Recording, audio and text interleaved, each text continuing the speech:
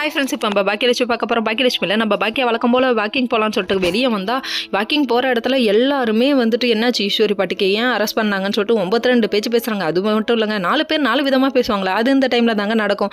என்ன நடந்துச்சுன்னே முழுசாக தெரியாமல் இவங்களா ஒரு கதை கட்டிக்கிடுவாங்க பாரு. அதெல்லாம் கேட்டு தான் ஆகணும், வேறு வழி இல்லையே. இவங்க நடந்து போயிட்டு இருக்கும்போது ஒவ்வொருத்தராக கேட்க ஆரம்பிச்சாங்க. இதில் சில பேர் வந்து உசுப்பேத்துறவங்களும் இருக்காங்க, சில பேர் வந்து நம்ம நல்லா இருக்கக்கூடாதுங்கிறதுக்காகவே நக்கல் பண்ணுறவங்களும் இருக்காங்க. சரின்னு இதெல்லாம் சமாளித்து ஒரு வழியாக பாக்கியா வந்துட்டாங்க. வந்ததுக்கப்புறம் கண்டிப்பாக நான் அவங்கள விட மாட்டேன், அப்படியாவது ஜெயிச்சு வருவேன் அப்படின்னு சொல்லிட்டு மனசில் இவங்க ஒரு ஆறுதலை போட்டுக்கிட்டாலும் சோகத்தில் வந்து பார்க்கில் உட்காந்துருக்காங்க. அந்த டைம் பார்த்து நம்ம ராதிகாவோட பொண்ணு, அதாவது மையூ இருக்காங்களே, அவங்க வந்து பார்க்கில் உட்காந்துருக்காங்க. காரணம், அவங்க அம்மாவும் அப்பாவும் வீட்டில் இல்லைங்கிறதுனால, யாருமே வீட்டில் இல்லைங்கிறதுனால இவங்க ஒரு பக்கம் வந்து உட்காந்துருக்காங்க. இவங்க பார்க்கில் உட்காந்துருக்கிறத பார்த்தோன்னே ஏன் சோகமாக இருக்கீங்கன்னு விஷயத்தை கேட்குறாங்க. அதுக்கப்புறம் மையூட்ட கொஞ்சம் பேச ஆரம்பிச்சதுக்கப்புறம் தான் ஒரு உண்மை திடுக்குன்னு வெளியே வருதுங்க. என்னடா இது, பாட்டியை உள்ளே போட்டுருவாங்களோன்னு எல்லாரும் பயந்தாங்க.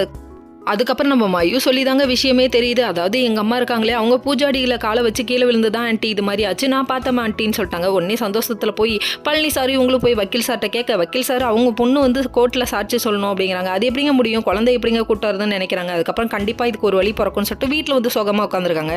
அப்போ வந்துட்டு செலியன்ட்ட கவலைப்படாத, நம்ம ஜாமீன் வாங்கணும்னு அவசியம் இல்லை, பாட்டி மேலே தப்பு இல்லை, கண்டிப்பாக கடவுள் ஏதாவது ஒரு அதிசயத்தை நடத்துவார் அப்படின்னு நினைக்கிறாங்க. நீங்கள் கடவுளை நம்புறது தப்பு இல்லைங்க, ஆனால் கொஞ்சம் நம்ம சைடும் கொஞ்சம் ஏதாவது பார்த்து பண்ணலாம் அப்படிங்கிற மாதிரி இருக்குது. இன்னொரு பக்கம் வந்து பாட்டி சோகமாக உட்காந்து அழுதுகிட்டு இருக்கிறத காமிக்கிறாங்க. இப்போ ஈஸ்வரிய பாட்டியை பார்க்க ரொம்ப கஷ்டமாக தான் இருக்குது. ஏன்னா பாவம் இல்லை, பாட்டி ரொம்ப ஃபீல் பண்ணுறாங்கப்பா. இதுக்காகவே கடவுள்கிட்ட எல்லாரும் வேண்டிக்கும் பாட்டி வெளியே வரணும்னு. ஓகே ஃப்ரெண்ட்ஸ், நெக்ஸ்ட் வீடியோவில் பார்ப்போம். பாய்.